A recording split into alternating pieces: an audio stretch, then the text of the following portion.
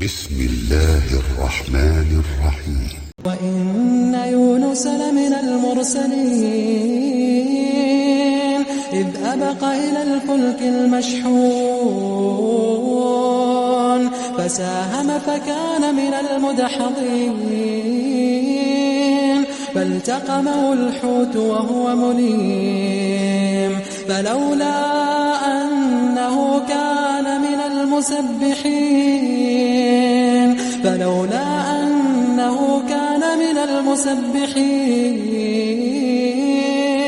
للبث في بطنه إلى يوم يبعثون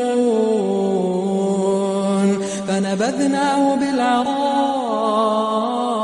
وهو سقيم وأنبتنا عليه شجرة من يقطين وأرسلناه إلى 100,000 أو يزيدون فآمنوا فمتعناهم إلى حين فاستفتهم ألربك البنات ولهم البنون أم خلقنا الملائكة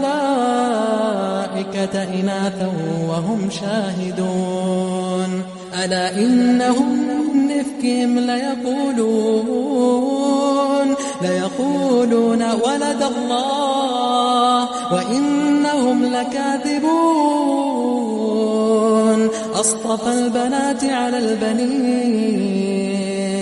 ما لكم كيف تحكمون أفلا تذكرون أم لكم سلطان مبين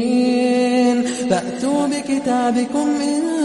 كنتم صادقين وجعلوا بينه وبين الجنة نسبا ولقد علمت الجنة إنهم لمحضرون سبحان الله عما يصفون إلا عباد الله المخلصين فإنكم وما تعبدون ما أنتم عليه بفاتنين إلا من هو صال الجحيم وما منا إلا له مقام معلوم وإنا لنحن الصافون وإنا لنحن المسبحون وإن كانوا ليقولون لو أن عندنا ذكرا من الأولين لكنا عباد الله المخلصين فكفروا به فسوف يعلمون ولقد سبقت كلمتنا لعبادنا المرسلين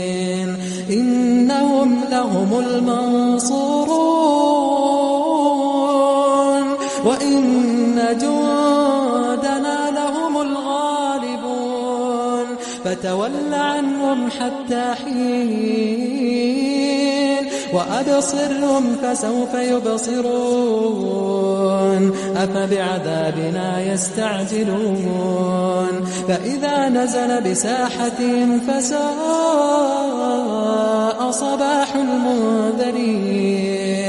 وتول عنهم حتى حين وأبصر فسوف يبصرون سبحان ربك رب العزة عما يصفون وسلام على المرسلين والحمد لله رب العالمين.